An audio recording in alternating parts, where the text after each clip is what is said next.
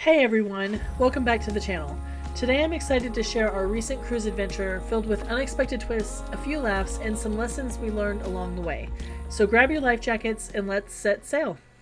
First things first, our cruise began with a bit of a rocky start. My kiddo got sick. Yep, the ick hit us right out of the gate. We spent the first part of the cruise playing doctor instead of enjoying the sun and sea. It was a classic case of I swear I'm fine while clutching a barf bag.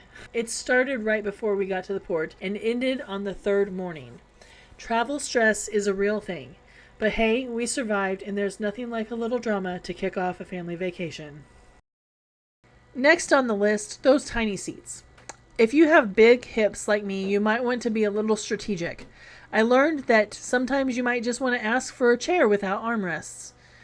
Although I was a little confused because on embarkation day, our very first day, we went into Teppanyakis to sign up for Canvas by You painting, and I sat in the chairs with no problems.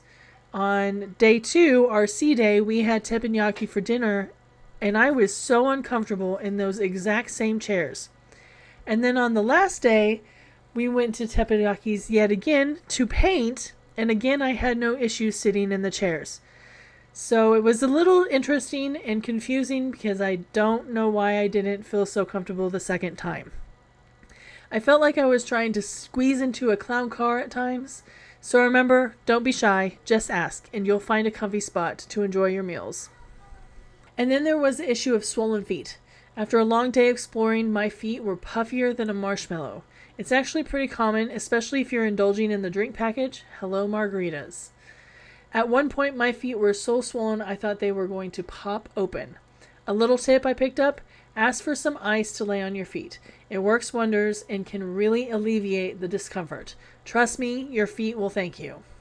Now let's talk about one of my biggest regrets, not asking our room steward if there were any balcony chairs without armrests. Now there is a chance that this is not something they can help you with, but hey, you never know unless you ask. I could have been lounging out there in pure bliss instead of wrestling with those small chairs. Lesson learned, always ask about the furniture before you settle in for sunset.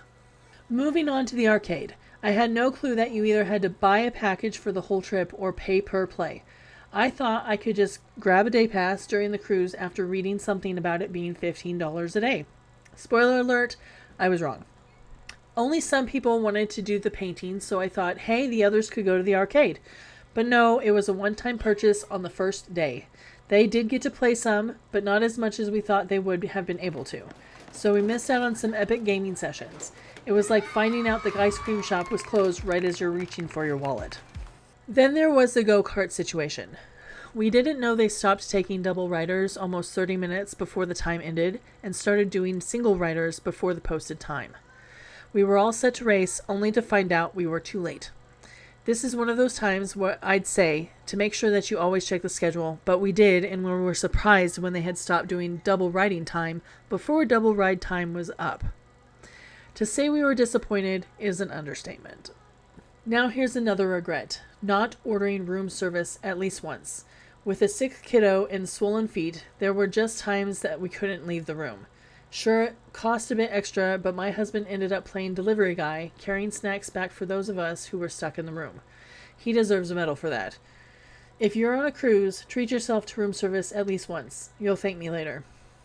And finally, the hardest part, getting off the cruise and realizing we can't go on another one right away.